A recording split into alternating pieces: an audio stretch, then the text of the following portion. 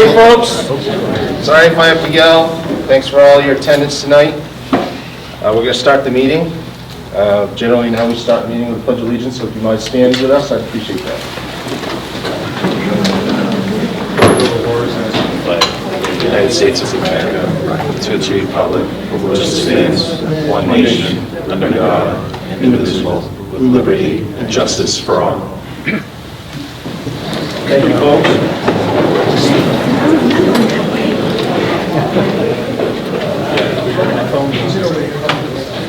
So I just want to touch base on what the expectations are of the meeting tonight. In June of 2023, we had a fair amount of folks come to a meeting and share with us that there was an issue, an issue that was starting with the cost of wastewater. We started to investigate on your behalf as the town to get some information. The town manager, Aaron, have been open discussions with the town of Winslow, but during that time there was some instability in Winslow's structure, and those conversations kind of got delayed. So now that they've hired a new town manager and straightened out their board, I presume conversations have begun, at least from Winslow and Vassalboro. As far as tonight's concerned, this board wants some information from the sewer district, as well as Representative Dick Bradstreet, who's here as well, to try to get some information to bring back to the state to look for federal and state funding. So this isn't a public hearing. We're here to get information from the sewer district that will help us help you. We're going to open up for comment for you folks after we're done our back and forth for about 10 minutes. And then any other questions you can forward to the sewer district or to Aaron Miller, our town manager, and we'll do our best to try to find a solution. This is a slow process. It's not going to be resolved tonight. So this is just information gathering. So what I'd like to do is open it up to Mr. Appleby, at least just to put on record what some of the issues are from the sanitary district's perspective, please. So thank you. My name's Chuck Appleby. I'm the superintendent for the Vassalboro Sanitary District, and our company's been helping the district since before the development of this most recent project. Back in the 2012 or so, the district was getting a handle on the fact that the beds were aging that had been put in for the early 80s or middle late 80s and were slated the last 20 years. Well, they were getting to the 30-year point. There were new phosphorus requirements coming online, and we were having trouble sometimes even meeting our effluent limits we had, not including the phosphorus. So the district went out and hired an engineer, Hoyle Tanner, after going through a selection process, an RFP process. And Hoyle Tanner came in and studied the system and came up with 3 options. And the 3 options were that we just rebuild the beds we have now and add phosphorus treatment to the end of the system, to combine the 3 treatment systems into one and provide phosphorus treatment, or 2, pump to Winslow, which then pumps to KSTD in Waterville. After the study, the lowest cost option was to pump all the effluent influent to Winslow and have it treated at KSTD. And any of the other 2 options would have been even more expensive. As part of putting that funding together, I have a few numbers here. So the total project cost was $7.8 million. In grant, we got a total of $4 million, 1.7 from USDA. From the state revolving fund, we got $1,049,000. The TIF program from the town contributed $290,000. We got a community development block grant for $975,000. To get that grant money, we had to accept a couple of loans. We have a loan for $2.1 million with USDA that's being paid back, and that's certainly right at the heart of this particular issue, along with a Clean Water SRF loan of $1,041,000. as part of, what's changed between when we were looking at it then and now, there were really at least 4 factors. One is, this year, the district got notice from the town of Winslow that their rates were going up 25%. So we had to deal with that right out of the blue, okay? We anticipated getting an extra $1 million from the Environmental Protection Clean Water SRF fund. That didn't come through. As COVID hit, like everyone else, the cost of operating expenses, fuel, propane, electricity went up. And we were then, too, at a point that the district was not receiving additional TIF money. Early on, there was a discussion with the town about, and this really came from my idea, because in Gardner, the city council there decided that TIF money was going to pay for the water and sewer infrastructure for Libby Hill Business Park. And they paid the whole thing out of TIF money. So I kind of had that idea, and we talked about it. It seemed to make sense to the board and to Mary Sabins, who was the town manager at the time. But they did caution us, a new board could come along and have a different idea or different projects that they want to put that money to. So those 4 factors at least, and there may be folks that have other ideas about what additional factors might be, kind of created this storm to this 60% increase. Is that good for now? Sure. And I apologize. I also want to introduce that we have Laura Stevens.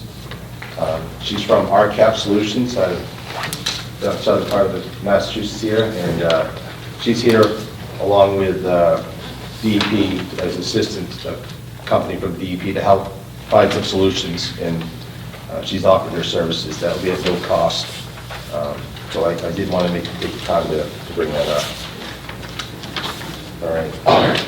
So for me, I'm just kind of interested, and I hope you don't mind me asking questions or anybody from the board so that we get through. I've heard talk about this $1 million that you mentioned in your intro. What is your, why do you feel that the $1 million grant did not go through? So it wasn't that we were ever 1,000% promised it. It's we were talking with DEP, we had an application in, they had a project manager who encouraged us that, we may and we'll get this $1 million. When DEP puts all their funding together, they have a bunch of priorities, and this is just me guessing. Vassalboro had already got some money from USDA, and there were probably other folks that hadn't got any, and the money went to a different project. And it was done through the normal DEP process, and there are winners and losers in that process every year. And but that $1 million didn't come to fruition. We felt we were going to get it, and it just dropped off the face of the earth. So it wasn't like we got the money and it was taken away. It isn't like someone made us a hard promise, you're going to get it. It's that we submitted the applications and we were encouraged and we felt we were going to get it. And then we didn't. So we have about $3 million in debt and just a little over 200 users. So, that all by itself explains. You put that on a 25% increase. I'm sorry, but the heater thing has come on here. If you could just speak up a little bit. Okay. Yeah, so I was just saying that we have $3 million in debt and just a little over 200 users. So you can just do a little bit of math just on that one. And that's without interest, So you've got a fairly, from a percentage standpoint, you've got a fairly attractive, maybe another reason DEP made up their mind, a fairly attractive percentage of grant. It was, actually more than the debt service. Other communities in that time frame weren't getting anywhere near the percentage that we got. But like I said, the more users you have, the easier it is to spread costs around. The trustees at the time were in a position that we had 3 beds that sometimes weren't meeting their permit limits. And the new phosphorus rules were coming as well. There was no way we took samples to see where we were at. and we were above what the new limits were going to make us. So I would say there's kind of two ways to do a project, right? There's the expensive way, which is the way the trustees road they took. And then there's the more expensive way. That's don't do the project, let DEP fine you, get into a consent agreement discussion and have attorneys on both sides and turn around and do exactly what the district did in the first place. So the trustees did pick the least expensive option, even though it is very expensive. Okay? You from the newspaper? Maybe. So let's get it right. Okay? Listen, I hate to pick on you, but, right, Aaron? Yeah. Would you mind just kind of touching base on how the fee structure in agreement with Winslow, I read the interconnection agreement, Yeah. and I'm confused from some parts of that. It seems that when the agreement was made, they based it off of the permitted amount of 79,000 gallons a day outlet going into the outlet stream, and multiplied that by 90 as for the quarter, and then divided that by their largest commercial user, Alamco, at 550,000 gallons a quarter to come with a number of 12.93, and then divided that by the 7.11 billion that was created by the 90 days by the 79,000 to create the base rate. So what does the base rate pay for? The For district's services. base rate? Yes. The 1,200, the initial 1,200, which it looks like it's gone up with the 26 or 28% Yeah, increase, so- 25% increase. Right, so generally in your base rate, you put debt service and fixed costs, okay? The variable part of your bill is based on usage. And so there's this particular scenario that if we never used a gallon, we still have to pay the debt service, we still have to pay the light bill, we still have to, and that's the way they are structured, so. So if you're paying a base rate on the maximum amount of affluent that you're producing, what are you guys paying for 100 cubic feet then, at that point? Yeah, you know, I haven't reviewed Fair enough. and I could, and I could have a more intelligent discussion about it. I'm not trying to put you on the spot, But, just these. yeah, I just wanted to let you know, that wasn't something I reviewed before I came. I tried to review quite a lot of stuff, but No worries. the Winslow agreement was one of them. But like a lot of things, and I'm just going to say this off the, it's easy to be a Monday morning quarterback, and I'm really saying that about me because I'm going to make a statement here. But back in the 80s when Vassalboro first studied this, they chose not to pump to Winslow and then to KSTD because they wanted local control. And you got it. You got local control and you got the bill right along with it. So once these bond payments get caught up, you aren't going to be in as bad a position. That pipe's usually good for 100 years. You know, the mechanical structures are good for 20-ish, right? And the brick and mortar's good for 100. So if back when that facility was first built, there was over 90% grant money available. And we could have built what we built today, gone to Winslow and been way, way, way ahead of the game. But we wanted local control. And like I said, we got it and we paid for it, right? So that pretty much, these decisions seem hard, but when you get an engineering firm and they look at all the options for you and they come up with the least cost option to own over the life of the project, it's a pretty easy decision because you don't want to spend more, right? So these decisions aren't it's a lot easier when there's 90-some% grant money on the table because if you pumped to Winslow or you built in Vassalboro, you weren't going to pay the freight. You're going to pay 10% of it or less, right? But it came home to roost here, like it has a lot of communities. You're not by yourself.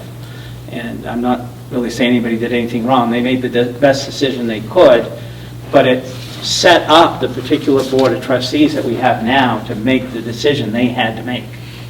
Because they didn't want to have the more expensive option. They only wanted the expensive option, or the least cost option. But So you may not be able to answer this question, but I'm Yeah. going to put it on the record anyways that I asked it. So, Yeah. again, referencing the interconnection agreement, which I find important here, considering that it does not appear that the district has any control over the fees from the other side of where you folks are pumping to. The IA considers Vassalboro District as a single customer with multi-users. Right. So how is the price increase from their perspective and their infrastructure improvements being laid on to the Vassalboro taxpayer through your services? As far as, I understand that there's a fixed cost that they have to pay for, and Yeah. there's also, other costs. So I'm trying to wrap my head around, because there's not really a lot of information to explain how it's happened, and so I want to get it from the district.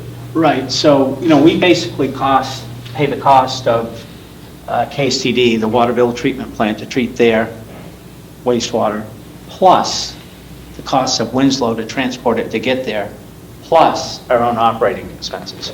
So if you go kind of 3 back and you're in Waterville and they got 30,000 customers, whatever they got, it's a different ballgame.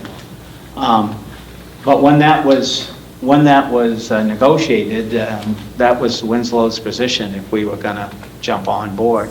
And even taking that into consideration, it was less money than, going with option 2 or 3. I'm not taking a position of blaming or pointing a finger at what you guys do. I'm trying to understand how the fees are being distributed to the user. So Yeah. I understand that there's an endpoint that Yeah. Waterville has to process the waste. Right. And we have a pumping fee. I'm not even talking about the district's day-to-day Right. operations. I just want to know what the commitment is to Winslow to pump, how their fees are distributed as a single user, and then what the fees are per 100 cubic feet.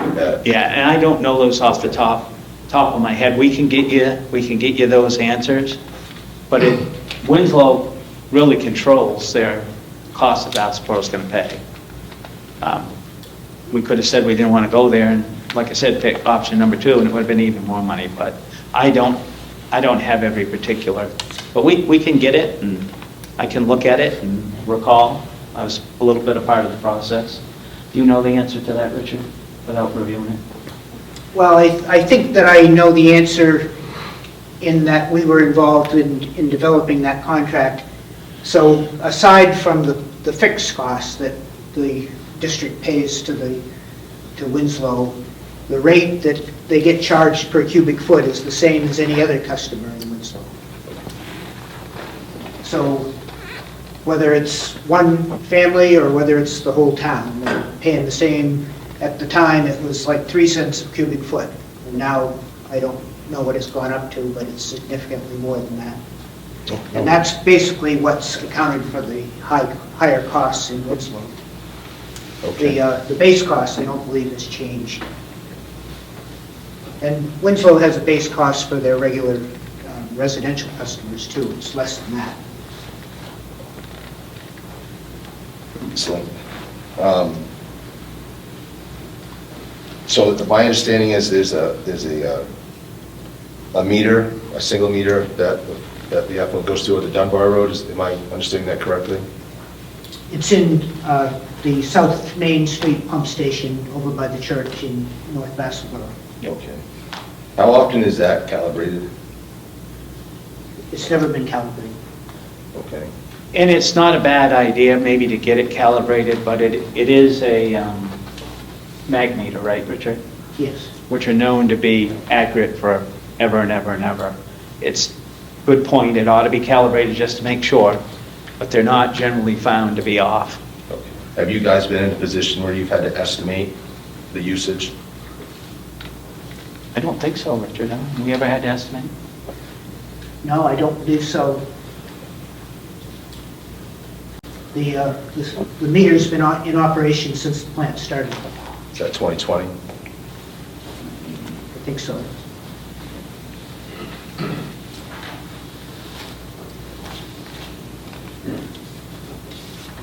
No, again, I'm not trying to put you on the spot. Again, this is just, by the nature of what I do for a living, it's pretty well adapted to reading the interconnection agreement, so I just kind of want to focus on that one more time. So in the interconnection agreement, and we can give you this question, but I'm just putting it out there, it discussed that the district should have some kind of relationship with an ordinance from the town of Winslow, and I was just kind of curious about how that relationship operates. Do you guys have any regular meetings with Winslow about future fees, or is this they send a letter, this is what's happening, just like they would any other customer?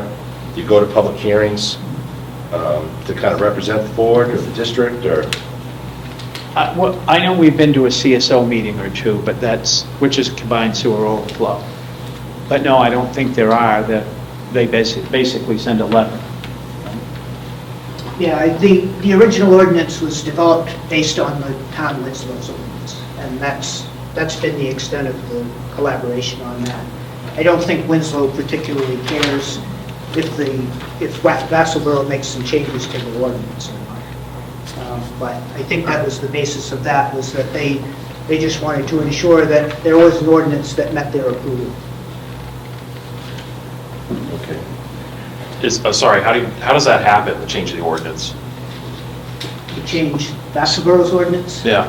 So, As I understand it, there needs to be a public hearing. right, so I think the Winslow ordinance was considered. It was given to the district attorney, and they developed some language. When it got changed, there was a public hearing, and we took comments. Of course, the rates weren't as high as they were now, so there wasn't a lot of interest at the time, but Which ordinance are we referring to? I'm sorry. sewer use. Yeah. For Winslow. No, I was asking actually about Vassalboro. Vassalboro, yeah. We have an ordinance. No, we do, we have one. Yeah. I mean, it might have a different name, Becky, where? And that's voted on by the trustees, not the... Right, so the Right. trustees really operate more like a city council, right? Right. They're the policymakers versus the That clarifies a lot, because we've been looking to see where an amendment or ordinance was even voted on in a town vote, and that makes more sense. That must have been happened after 2017. public hearing by the trustees. They take comments, make any changes they deem necessary, and then the trustees vote on it. It's a lot like the city council form of government. Fair enough. So what about voting on the trustees? How does that happen? Is there an election, or how does that, I think. are there terms? Huh? Is appointed. Yeah, well, we should look and see what the charter says, but they've been appointed over the years. 'Cause I had a hard time finding language on the charter about that, how that process works. Yeah.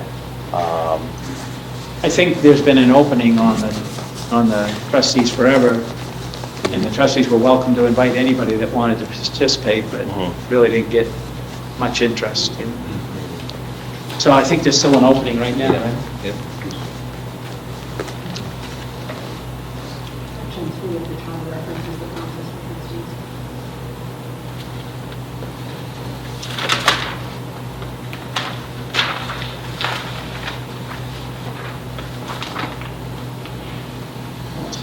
So I think the way the district got created in the first place is the town took the initiative to get that done and have a process and probably an election.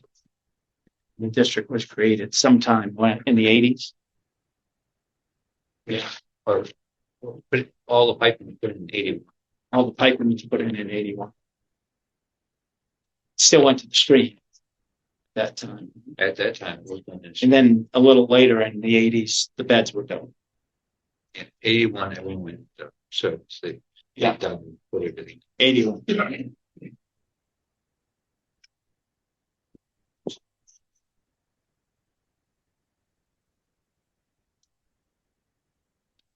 So.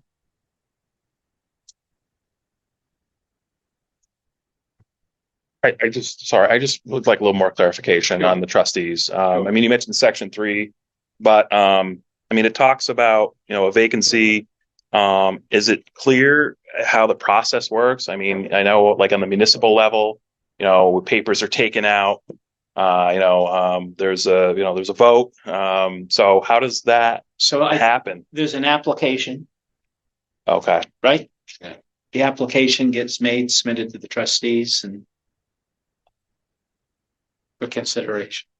Okay. I don't think we've ever had the problem of I two or three understand people that. want a seat, so we're probably a little rusty on that one. Okay. on the 18th,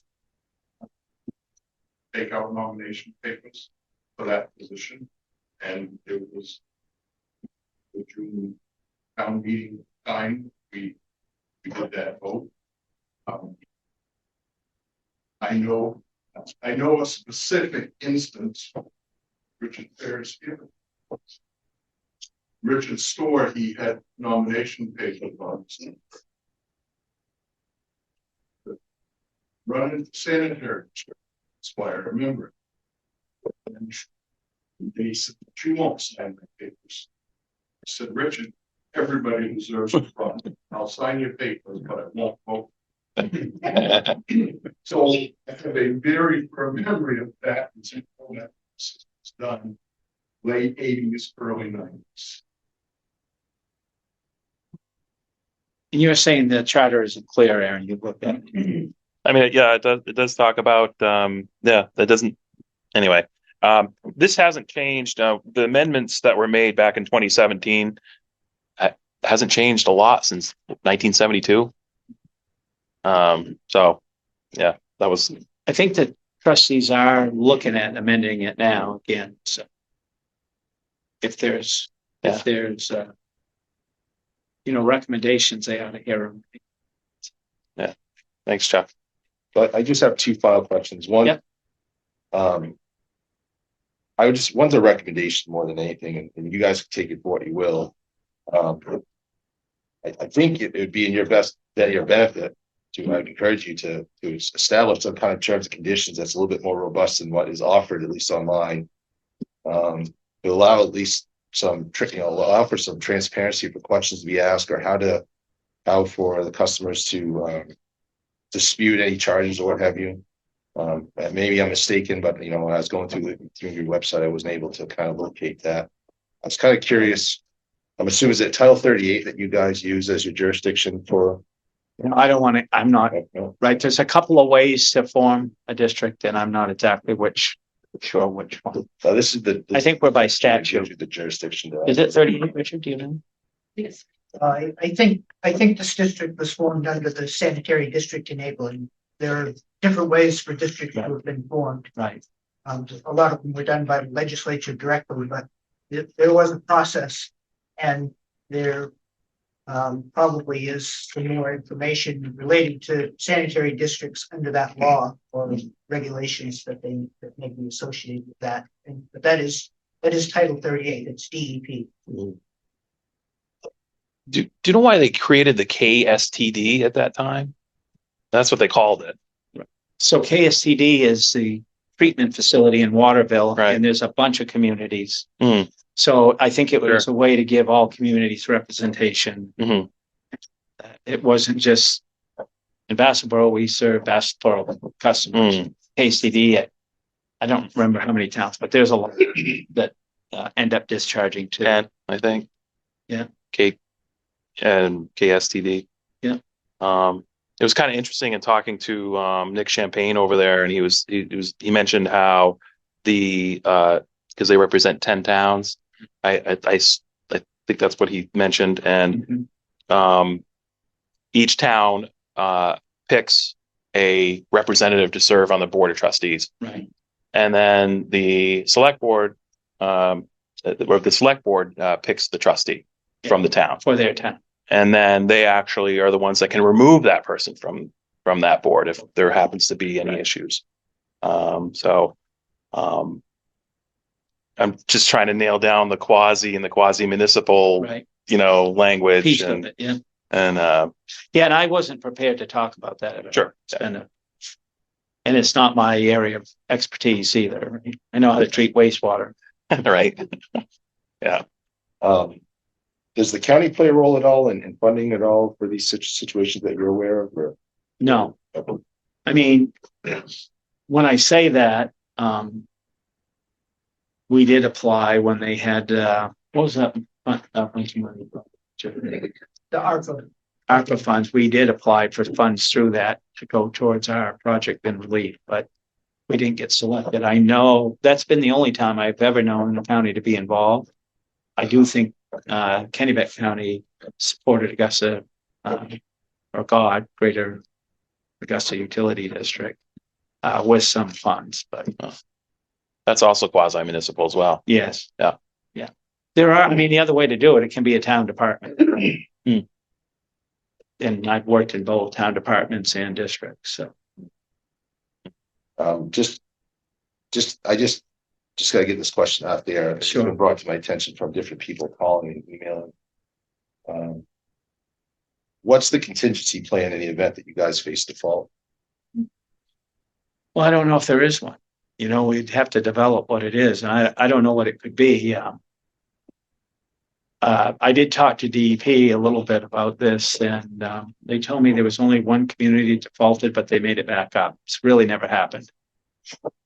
So if it should happen to Vassalboro, we'd be the first.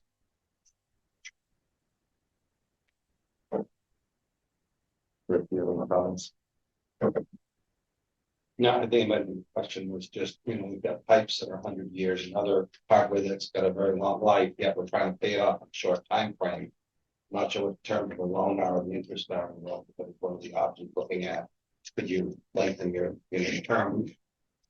So with the loans that we have, we took the maximum terms. Yeah. I'm just, 40 years for USDA. what's that? Told 40 years. For sewer, it can be 40 years. For water, it can be 30. I think. Drinking water. In Vassalboro. Yes. Yeah. In the next 20.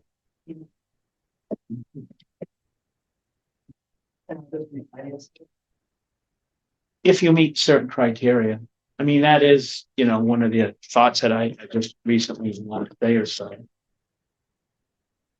But we got low interest loans to begin with. And, the one that maybe, and I don't know.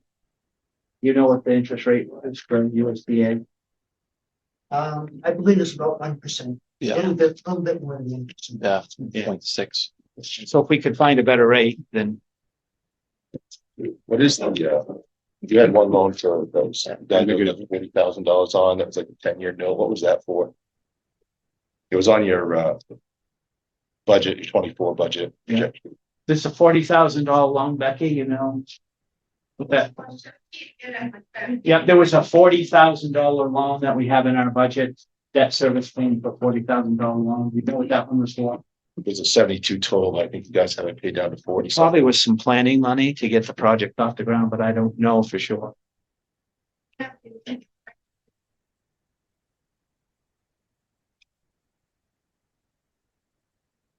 Well, I think we need to get the budget right. I don't know. Oh, that's fine. I mean, this is just the. It may have been a planning.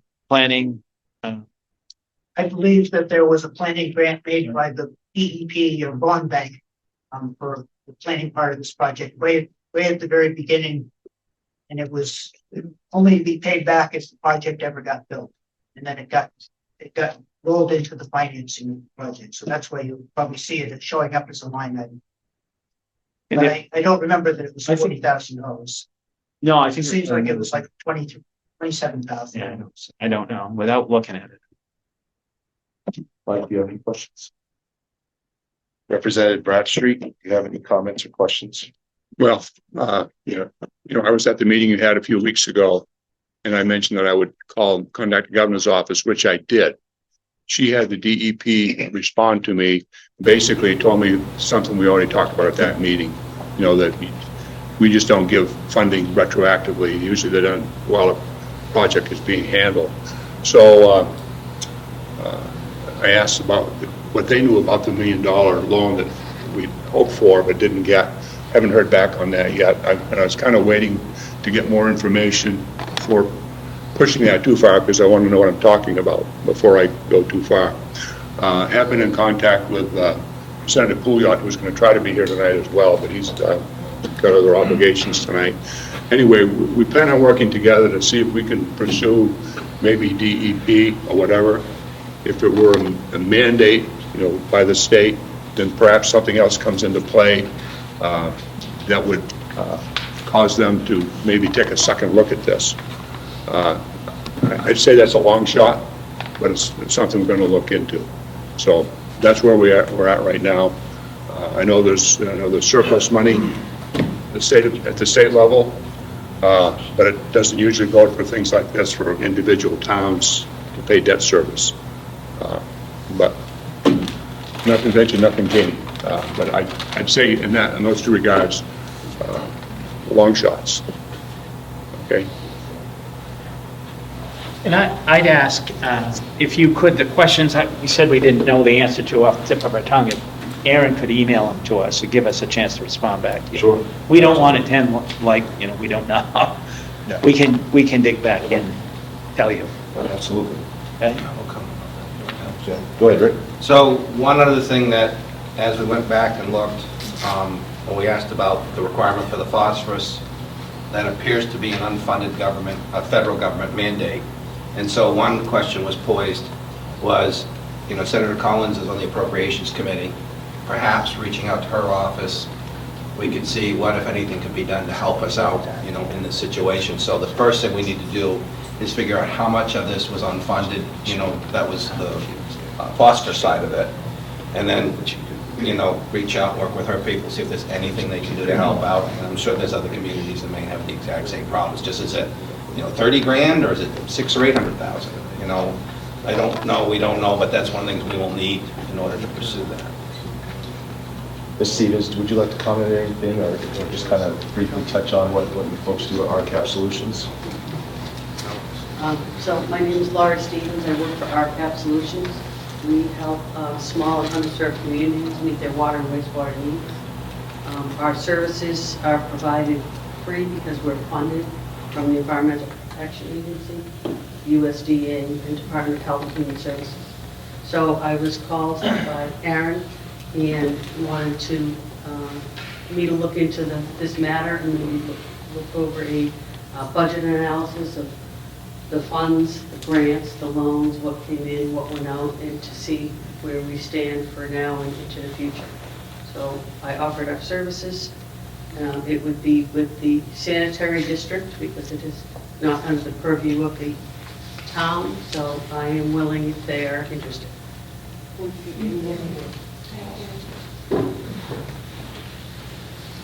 you like us to coordinate some kind of connection for that meeting? Is that something you'd be willing to entertain, right? Yeah. Okay. Thank you. So the board doesn't have any other comments or questions. I'll open it up. Is Terry, you going to be the one speaking on behalf? Okay, you can go ahead. Stand to the side so my voice goes that way, I guess. Sure. So, good evening. My name is Tara Kozeski-Mitchell. I'm one of the 190 or 220 that are impacted by the sewer rates. I just wanted to thank you for your help in working back and forth and working with Representative Bradstreet. Thank you for being here, Representative Bradstreet, and to any reporters that are keeping the momentum going to make a little noise. We appreciate you. I do want to do a disclaimer. These questions was something that we came up with at our last meeting. They are not intended to be provocative or to be pointing fingers. However, they are with the intention of asking for a little bit more transparency so we can understand and clarify our concerns. So one of the questions that came up is, what was the relationship between the Vassalboro Sanitary District and the town in 2016? Were they separate entities? If they were separate entities, why did they separate? So, They were separate entities. yeah, I mean, I looked a little bit into that. I mean, really, it talks about, it sounds like the community had the authority to establish a sanitary district. So it started at the legislative level of the community, and they basically, it's kind of all written in the charter as far as how that was to go. Yeah. I can send you some history. You have a date? on Yeah, that? it was so a little bit of history. It says here, back in 1969, the citizens voted to raise and appropriate the sum of $3,100 plus interest, or a total of $3,200 to pay for the survey for the sewerage project, which was to be conducted in the town of Vassalboro. At town meeting in 1971, the citizens voted to authorize the Board of Selectmen to enter into an agreement with other regional municipalities for the purpose of sewerage treatment and other areas of pollution abatement.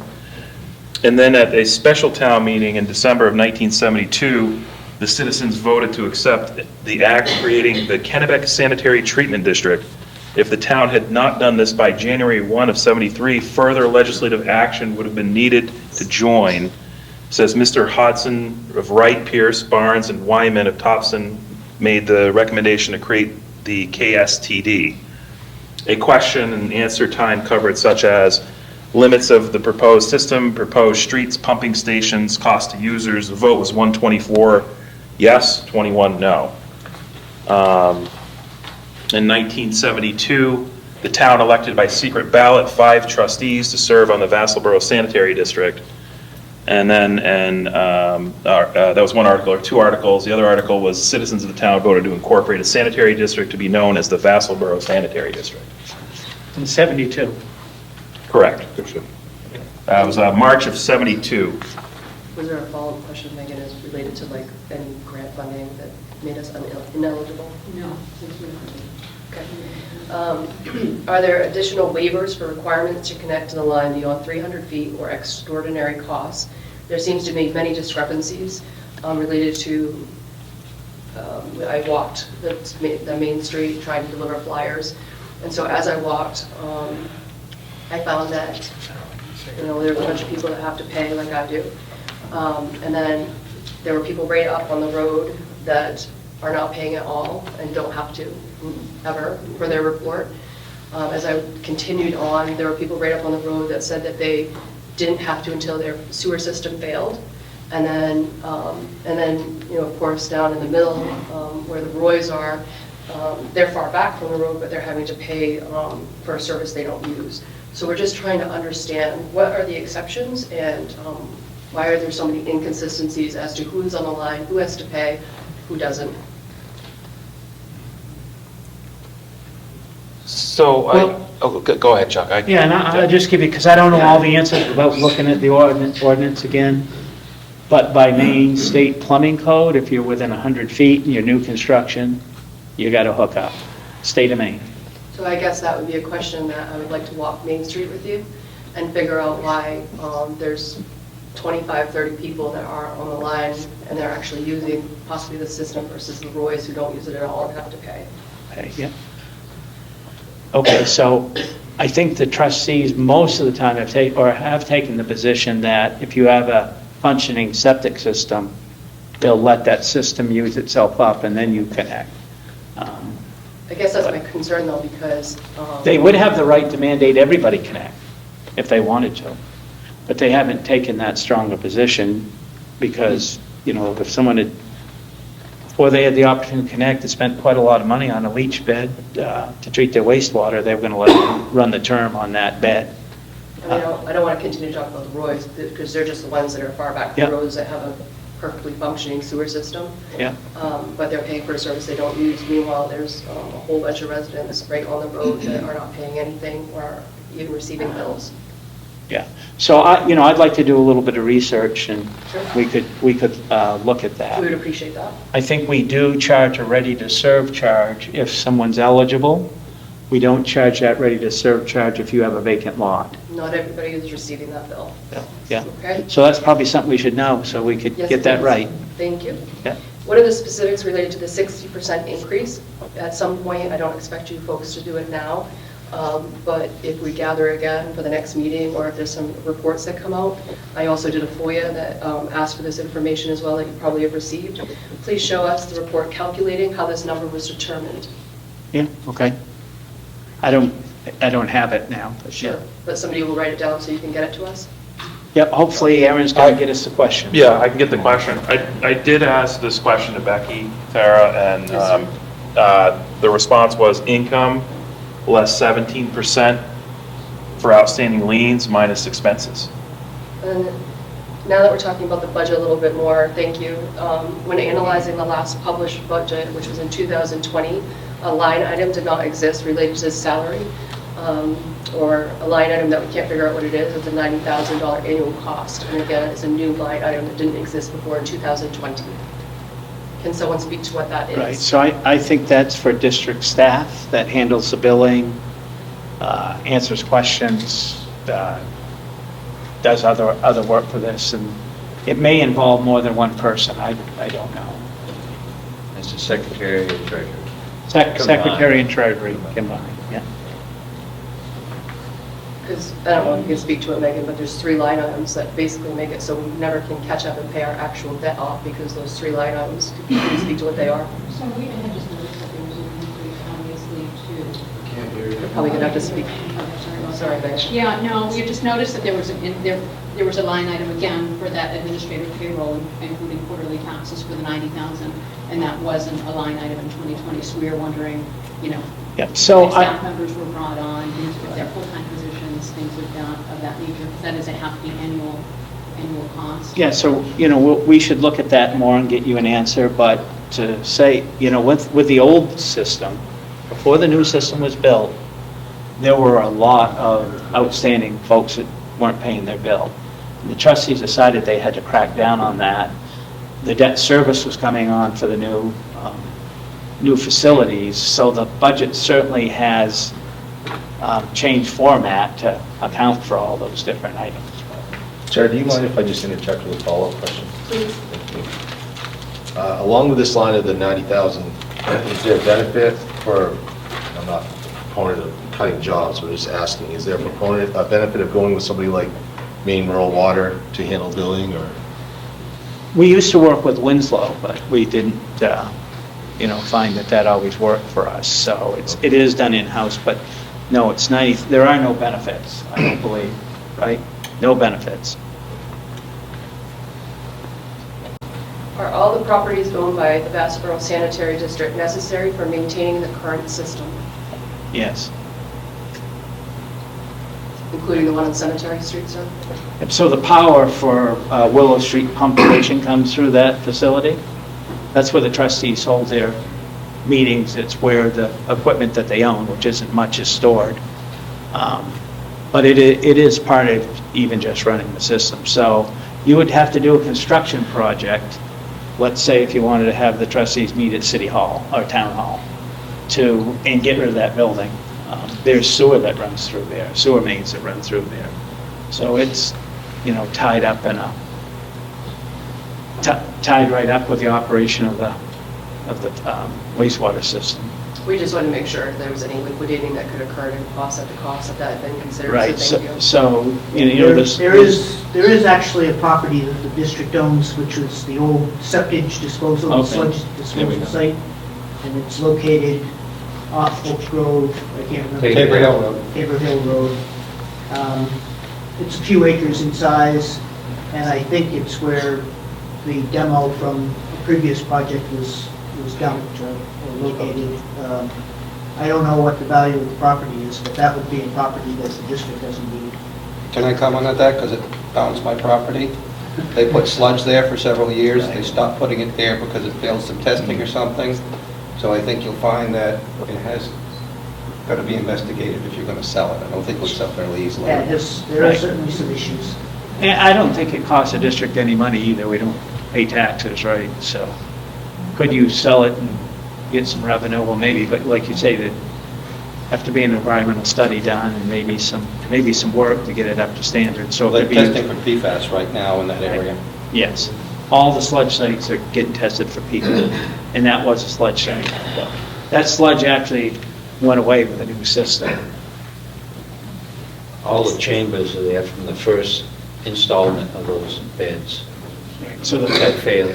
Right, so the first version of the treatment plant failed, and it had to be rebuilt shortly after it was installed in the first place. And the chambers for that went up to that disposal site as well. Have they tested your well for PFAS? They came last year and tested it. What was the result? It passed, but there was some PFAS. Yeah. More than 1,000 feet. Yeah. I just have a couple more, I'll make it painless. Do we have a contract with Winslow, or did we have a contract with Winslow regarding the costs? Like, did we say for the next 5 years it won't go up, et cetera? I think Winslow holds all the cards on costs. Is that fair, Richard? Well, the agreement is, as I said, the agreement is that Vassalboro will pay the same rate as Winslow's users, which seems fair to me. But there's no limit on it. Whatever Winslow charges their users is what Vassalboro is going to be charged as well. So you're kind of, like Chuck said, you're kind of stuck paying Winslow's rate, what an average Winslow user pays, plus the operational costs and capital costs for the system in town. Because they're just going through a major cost overrun on Chaffee Brook. You know, Yeah, Winslow's making some improvements to their system. yeah. So, and again, this is not intended to be provocative, but a concern that we have. Per the district's charter, section 3, none of said trustees shall be a town official. Mr. Lee Trahan publicly identifies as a Winslow Town Council member. Is that not a violation of your own charter rules? Well, you know, I don't know if I'm the guy to answer that, but again, Aaron can send the question, right, and we'll address it. Thank you. In addition to that, Mr. Trahan sits on the Winslow Town Council. Is this not a conflict of interest when negotiating new flow rates for the town of Winslow?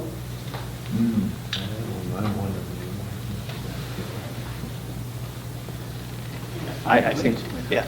I mean, I can tell you what MMA says about conflict of interest. It basically said, they advise us that if it can be perceived as a conflict of interest, it should be avoided. Should be treated. But it is in direct violation of the bylaws and chapter, of the chapter that we have. I don't know. I mean, I'm just questioning if, do they mean like like a local municipal, you know, or is it, can you be, you know, or another team? Does that reach across to other towns? I don't know. Well, you know, why don't It's a you legal ask, question. why don't you ask the question, let the district answer it. Sure. We understand you bringing it up, so. He's been on the board for 15 years plus. He lived in Vassalboro for quite a while, but then he lost his house, so he's in Winslow now. But he knows everything way back, more than anybody on the board. He goes way back, so if you ask about certain details, he knows that, he remembers it, he brings it up and he lets us know. I don't believe that would, you know, what he does now would be in the way of what. I guess that's up to how the bylaws are written, right? Sure, and well, I would say that if, whether he was there or not, it wouldn't have changed the rate. Does anybody have any, I know that my fellow neighbors were frustrated because TIF funds at some point, I do want to thank the town because I know they've given us a lot of TIF funds to help with some of the costs.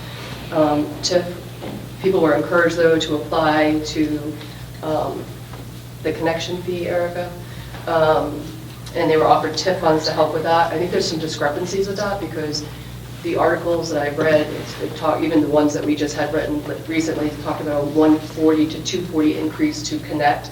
Meanwhile, at the last meeting that we had with my neighbors, people were paying $6,000 to $12,000 to connect. I don't know if folks realize that's how much they're paying to connect to the line. 8,500 for sir, thank you. Do people realize that it's not 140 to 240, it's actually 8,500 for us to actually try to get on this, and then the TIF funds that were offered to us were retracted. I understand if there's laws that you can't use them that way, but at the same time, does this room understand how much this is impacting the neighbors? It's not just a 360 increase with a 60% increase in January. People are paying $8,500 just to make sure. Not unusual in other towns as well. How do we go from 140 to 240, sir, and an $8,500? Yeah, I mean, I'd have to look at this. I don't know all the particulars, but yeah. I mean, it's a big thing not to know, right? What's that? It's a big thing Well, not I to think when know. a request comes in, we take a look at it, and, you know, like you say, we haven't. That would generally get handled through the office, and I know there's some language in. So I just want to comment. Yeah. I want you to be able to ask your questions, Yes, sir. and they're here at our invitation. Yes, sir. They've stated that they'll respond to any questions that you ask them, so I would like to give them Yep. the opportunity to do that, so. So are TIF funds off the table? That's one of the questions, because is that anything that can help hook up? Because it's not a 140 to 240 cost, we're talking thousands. I think, listening, you know, I'm just, a comment from, and maybe Lachlan might be willing to respond to this, but when I reviewed some of the prior conversations of past boards, it was their determination that they had a conflict between supporting private versus public entity. And I think it was that board that deemed not to use TIF funds for personal use. So I guess what I'm just trying to say is, we just want to make sure, in addition to this huge sewer bill, people understand, like, without the extra funds for connection, there's a whole other layer of problems that is related to financial burden to these folks. On the Vassalboro, I have 3 more and I'll be done. On the Vassalboro website, we noticed that there was a notice that put all new ordinances on hold until the chapter could review. Maybe ask why that happened. Well, I think they're under review right now. I think the charter and the ordinance, so the trustees are reviewing them. Reviewing what exactly? The chart, to make some changes to the charter and the ordinance. And there's a public process for that, that'll get advertised and folks can participate. So.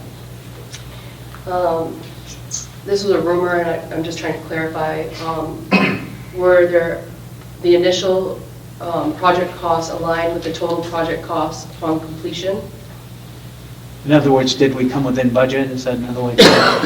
I believe we did. We had a contingency, right, Richard? I guess it depends on how far back in the process you go.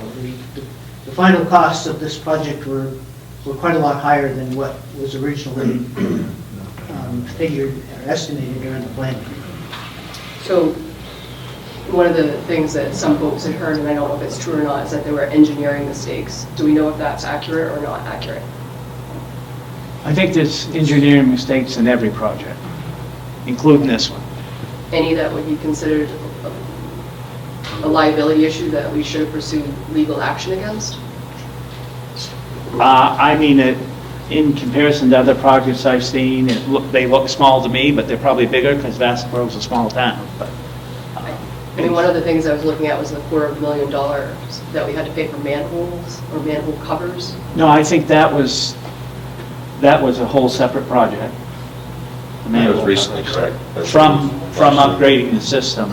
So- To try to tighten it up and make sure they were stable, on the roadway. That was a whole separate project. So my last comment to this room is, when informed about this project, it initially went out to the papers that if we connected to Winslow, our bills would go down. In January, I believe my bill will have increased almost 500% a quarter.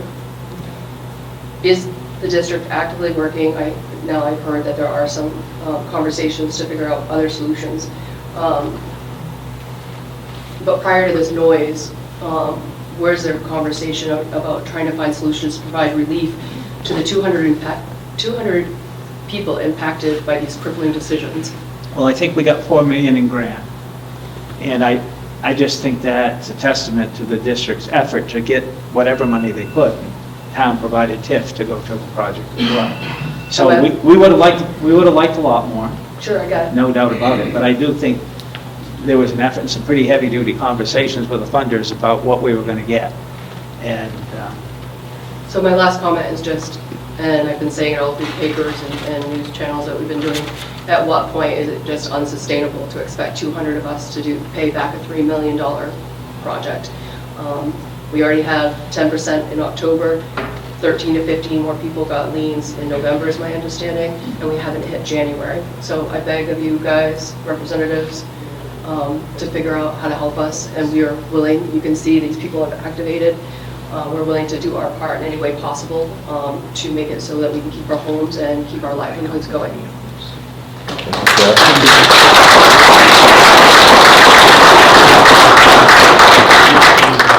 Could you mind email them the verification list, just to know the number? Records for that information. I just asked are the number of liens verified. To see if it's more. There was when we got the notice, when we got notice that it was going up 60%, which was like a new hit for me. I mean, there was an additional piece of paper that you can probably see on Facebook, but it said we were wrong about the 20 or 30%, it's only 10%. And then we did hear in November it went up again. And I just want you folks to to realize, anybody that is unaware of this, that the research I've done for economic justice, only 1 in 4 Americans is prepared to pay that kind of bill without much notice. And so that means like 50 of the 200 of us are going to survive this. So I just want to comment on one thing. I mean, we've been pursuing options for months now. This isn't something that we just started doing within the last couple of weeks. And this is an arduous process to try to find money and try to help, especially since we don't have any control on this board about what happens at the sewer district. Other than, and there's been no, this is I think this is a healthy step. I'm thankful for the board come and engage with us with these questions, and Representative Bradstreet, Ms. Stevens for coming from RCAP. I think we're making some good strides. It's going to be painful. I mean, I'm not going to sugarcoat that. Hopefully we can get an answer. The sooner the better. But we're taking the steps that we can, and we're doing our part. Do you realize that if we're late on a bill, we owe 2 to 4 cents, that we're getting lien notices? Like, you're at risk of getting a lien for 2 cents? When I was trying to review the terms and conditions and stuff, that's information that's important to know. I mean, so we can get those answers, questions. May I ask one last question, sir? Sure. Is the board, the sanitary board, willing to pause the increase until we can look at other ways of problem solving this? That's not a question for me to ask. Or for Ms. Stevens' intervention to kind of start to. But again, we have to give them the opportunity to sit down and kind of game plan about how this is going to go down. Sure, I understand, sir. I guess that's the question of the board, is can we go on pause while we try to problem solve this? We got a meeting coming up next week, and we're talking about changing some of the numbers now. I mean, it depends on other factors too. They have debt service payments due. We can't put them on pause. I mean, I'm sure RD would rather have a conversation than have to default eventually. Yeah, I think we'd be willing to talk to all the funding agencies. They've told us that one was late on payments, only one community since the origination of these programs. And that community rebounded and came back and paid their bonds. But it's not in the community's interest or the district's interest to default on or be late on payment. We can talk to them and ask questions. I apologize, Mr. Councilman, can you identify your role and who you work on behalf of and for? I missed that when you first Yep, so I run a private contract company that runs drinking water and wastewater systems. And in Vassalboro, we helped get the project off the ground in the beginning. We used to help a lot more in the office, but we haven't done that as much in the last few years. But when issues come up like this, the district engages us. So were you an employee of the district? I'm a contract employee. Okay, so you worked on the project in a different capacity and now you consult for the district? We help take care of the pump stations. Yeah. So our company holds the license for the Vassalboro Sanitary District. You've always had a contract operator. We're probably the 5th or 6th one since the beginning. I was trying to ask a question about the size of the communities that are paying. I mean, that's one of the smaller communities. I mean, there's only 200 people here who are responsible for this bill, and you keep comparing all the other communities. How big are those communities? Well, I think I only tried to make the point the larger the community, usually the less the sewer bill is, because you can spread the costs around. Right. Go ahead. Yeah, my question is, why isn't this an infrastructure cost? Why is it presented to 200 people? And it's something that's going down the main line. Obviously, there's going to be more customers in Vassalboro that's going to attach to this. Such as, take an example of the electric company. If they've got a pole that runs down the road, you just keep attaching on it, and I keep paying for every pole that I have to do when say my developments. This is the same situation. I understand why this is an infrastructure cost to the town of Vassalboro. Why is it just 200 people paying for it? When everybody, eventually, might not be this year, might not be 20 years, might not be 30 years. But eventually, the goal is to have everybody attach. I think that when the TIF was decided, and this is just my interpretation of the TIF board meeting, Potentially, there was support from the community to be an attractant to commercial space. But this is a rural town, 4,500 people, with 90% of them on septic and sewer. I don't, even if the town was to take over and try to expand the sewer system, that comes with an additional cost, of that infrastructure, as opposed to your example of central main power, putting and running the pole. And those costs are shifted to the people that are putting electricity in, right? If you build a brand new house and you run a 300-foot line, you're paying a kayak tax, and the cost for the poles to be put in, the cost for the lines to be run. And that's all put on the consumer, not CMP or Versant or what have you. Just to follow up with that, I mean, this is gonna drive business away from these. You should absolutely hope that we're gonna build this high. I don't think business will come to Vassalboro. And on the other hand, let's take a apartment building. We just run the apartment business. How is this gonna be sustainable against a Waterville or Windsor? We're not gonna be able to compete with them. So we're gonna have a lot of vacancies. I mean, it's a domino effect here that should be shared, I feel, through the whole community of Vassalboro instead of put on 200 people's shoulders.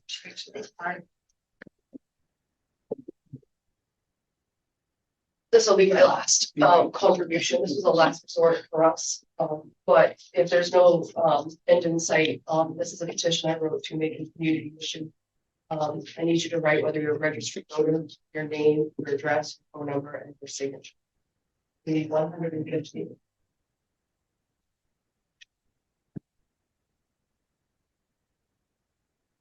So just to get for clarification, are you seeking to petition to put a warrant article on in June? Yes, sir. And make it a community issue, which would be a trip to the movies if it were to go up versus us losing our homes. Yes, sir. Fair enough. Thank you for clarifying. Is there any other questions? All right, then I'm gonna put a pod meeting for 5 minutes to get us. I just wanted to follow up with Ray.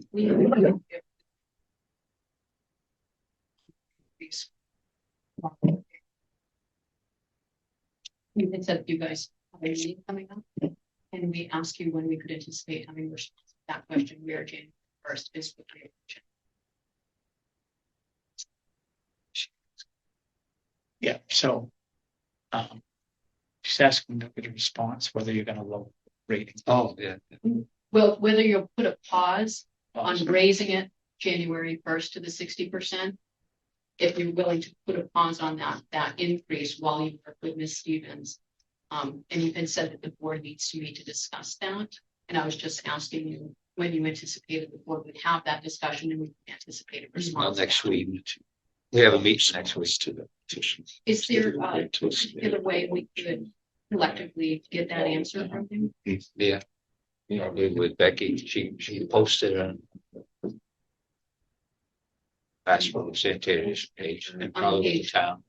So it's a cap.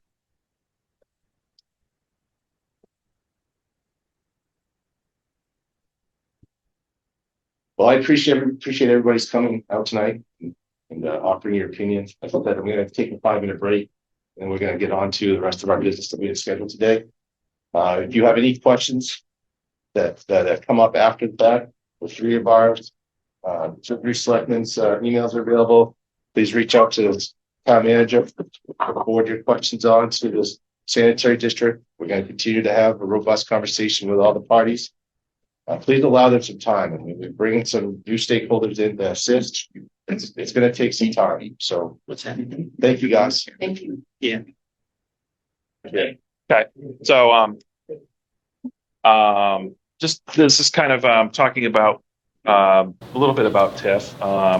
LD 286 allows up to 50% of capital costs for renovations or construction of municipal buildings.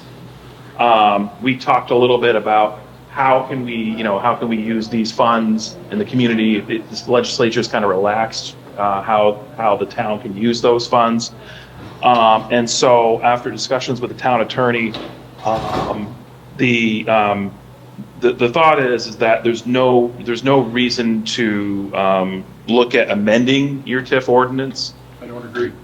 Okay. Yep. The legislature gives me, keep it away, LD 290. Yeah. Okay. Okay. And so, I mean, if that's the board's wish, we can go through the, sure. I mean, we can And that was my original thought, was just to have it updated to reflect the recent change in legislation. So, I can circle back with the attorney if that's the board's wish and move forward with that. Are you making a motion that we do something? Like, okay, what would you like? To amend our ordinance to allow for the intent of that bill, which is transitory at best. Okay, do we have a second? Second. Do you have any further discussion on that? Okay, all those in favor? All right, so we'll, I could, that's fine. I've already started the work, and we can move forward with that. all right, so the next is discuss the affordable housing law. Again, that's an Aaron. Okay, let me get to my notes here. Is that something that could be done in next meeting? Because of how long this thing ran, or is that something that we can discuss tonight? Affordable housing, I can dig into that. It's up to you. Can't get that down the next meeting? You're gonna be along with it. I can be pretty quick. All right, let's go for it. Essentially, I've asked the code enforcement officer to weigh in on the recent amendment, PL 2023 and LD 2003. The upshot is that DECD suggests that municipalities discuss the LD 2003 with legal counsel on the account that the municipalities do not update their ordinances and may face litigation. If a municipality does not adopt ordinances to comply with Title 30A, subsection 4364, this legislation will preempt municipal home rule authority.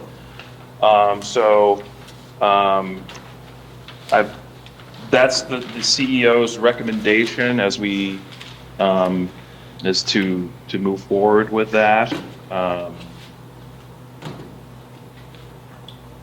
Discussion. So I guess I'm not looking for a decision tonight. I mean, I just wanted to kind of give you what what's happening with that. The CEO is looking further into the matter and working with the state. The state does offer $5,000 to municipalities to help assist with this process. So I've asked him to ask for those funds, and I expect I can circle back with you on that. And then the end result would be whatever his outcome is, he'd lay it out and work with the I mean, planning board for it, right? right, and so really, I mean, there are a number of ordinances that probably should be looked at. And there's the shoreline zoning ordinance. There is the site plan review ordinance. There's the process, making sure that the applications are met. Basically, the thought is that we need to have these at work as a roadmap for us as we navigate further into the application process. We'd like to just have, kind of it handed to us on a silver platter, so to speak, so we understand, that we didn't miss anything that's been referenced at the state level. So. All right, so you'll teach us the rest of that? Just a comment if I could. Sure, yeah, please. And I'm sure Jason will look at this, but I'm really concerned that, do we have any ordinances or do we have anything that would that we would need to amend to accommodate this new law? I mean, most of shoreline, for instance, would be private septic subsurface systems which require X number of square feet. Sure. And I don't know of anything in here that's looking to negate, like shoreline zoning rules. We don't have any outside the standards. So we don't have our own housing rules or density rules or anything like that, other than what's in the state ordinance. And I'm not reading where that would be amended, so we can't change it. Sure. Do we have any I think it's worth looking into. Yeah, and But I that's just don't think we need to get all up in knots about it. Because Right. I don't really think we have any ordinances other than, subsurface waste disposal, and pretty much all the controls Sure. are density.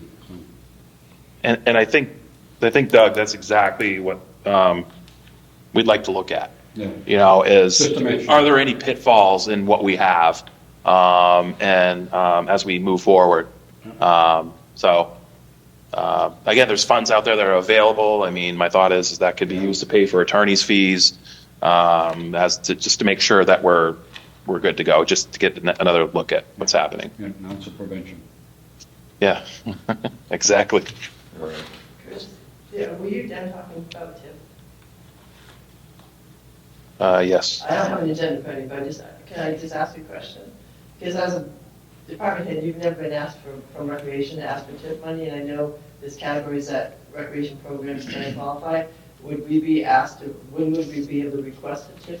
I would encourage you to have that conversation with Aaron, and then Aaron can bring that up to the board on an agenda item. Okay, okay, I didn't know what we were discussing tonight, how far you were discussing. I think the majority of your questions in your role as an employee would always go through Aaron, Oh, yeah. and then Aaron would address it with the board. Okay. But, I mean, You approve first of 6. yeah, I don't have it memorized, so I know that is, that's not on your call. Oh, yeah, what, I didn't know what you were discussing. All right, number 6, public comment on select board meetings. Okay, so you have a proposed remote participation public policy in front of you. This proposal is based on what MMA Legal has drafted for that they give as samples for municipalities. So I'd like for you to just, I don't know how much time you've had to look at this, but I'd like for you to consider this as we move forward. It has been vetted through the town's attorney. MMA Legal would advise us to have our own attorney look at it. I would note that the biggest thing here that I found was interesting was that by law, when a member of the body is participating remotely, the public has the opportunity to participate remotely as well. And you'll see section 3C here talking about public access. So I would highlight that. But that's only limited if one of the board members is out. That's my understanding. When any member of the body participates via remote methods. I think it's just a matter of just kind of being fair with the general public, I guess. Yeah. But the school. School's separate.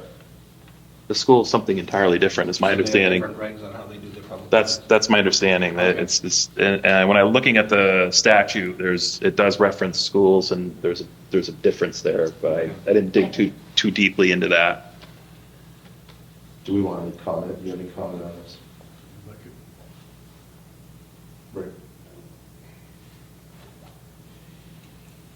I'm apprehensive, as I've maintained. Since I've been on the board, this has been on my agenda to get the town to this spot. I still want to get there. I'm just concerned.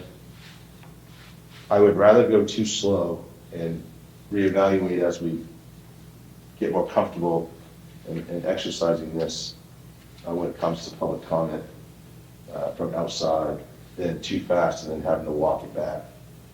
That's my only reservation. So with all the camera equipment, we should, by the first year, be able to actually have the meetings where people can watch remotely but not participate. And we could still do that without having to have the public comment in place. So that wouldn't hold that aspect up. But in the event, if we adopt the document, which, and I'm fine, but I understand completely if an elected official is remotely engaged, that we have to open up that door. I just, I think the biggest thing we have to consider is who's going to moderate this. Usually we give you a call when they were going to be out. Yeah. Or a wife will call and say, he's not making it tonight.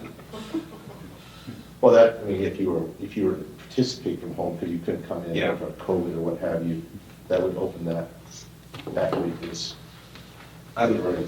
Yeah. For us, I don't see where. No, I mean, if you're like quarantined and you just couldn't come for that type of reason, you can email questions ahead of time like everybody else. And difficult to get everything covered. I mean, I would like us to get to a point, you know, I want civil engagement.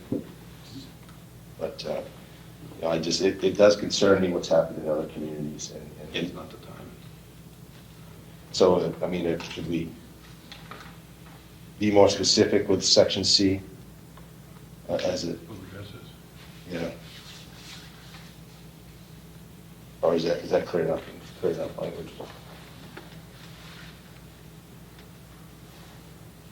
I think it's probably clear enough. So you want to, I guess I would suggest that if you have proposed language, if you'd like to see any changes, that you have legal look at it.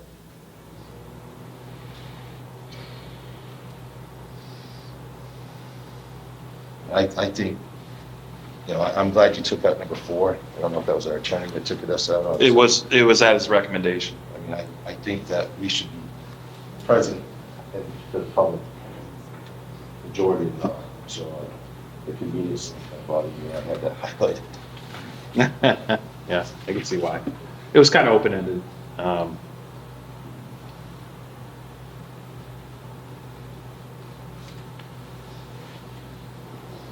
And section 6, and it's only during public hearings that we have to open that up. I'm having a hard time finding section. Oh, here, the Roman numeral, yeah. All right. We went from regular to Roman numeral. Okay.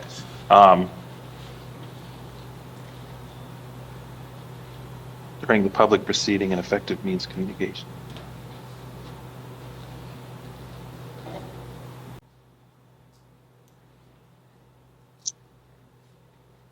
I don't see where it says public hearing. I was assuming public proceeding. Where's that? That's public proceeding. Okay.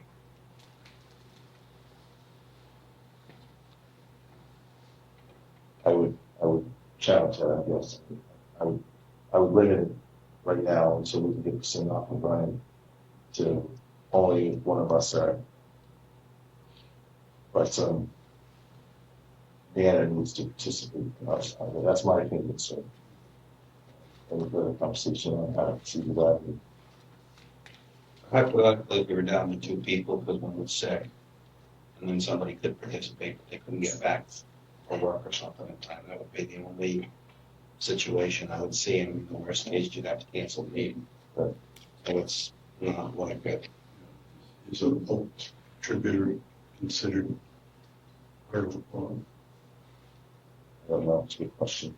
I mean, prior to this, we only discussed it because the governor had allowed for remote meetings during COVID. And so I guess we'd have to get, would this allow for the a body member to have voting privileges remotely? Is it, or would he just say as they're here?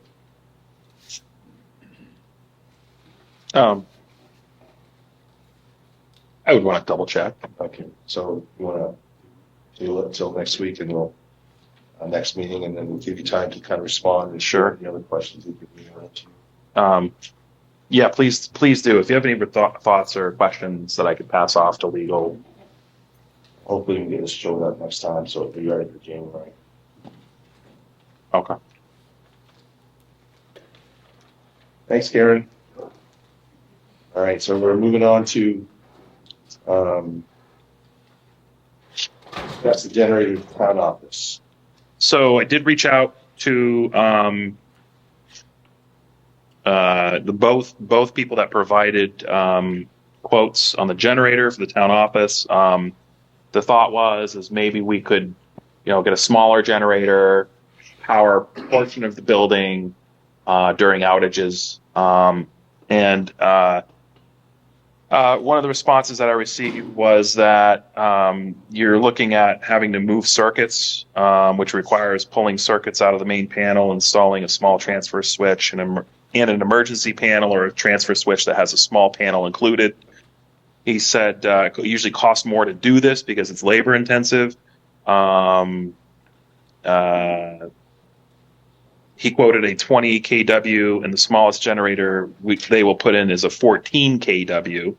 So you'd only be saving $1,000 on the generator. I've asked for a second opinion. They're going to come look at it. 5 gallons per hour, what each model burns at half load.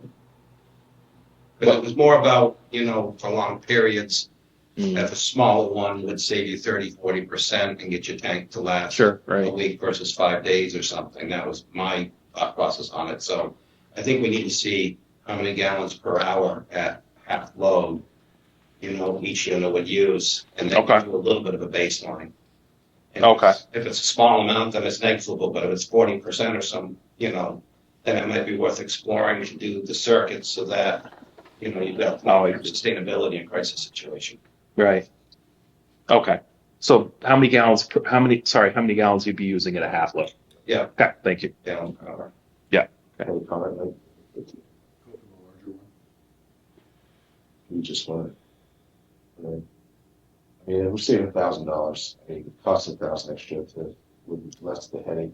Yeah, I just, Oh, we're gonna use that. Yeah. I've used mine once in the last 4 years. For 3-4 days.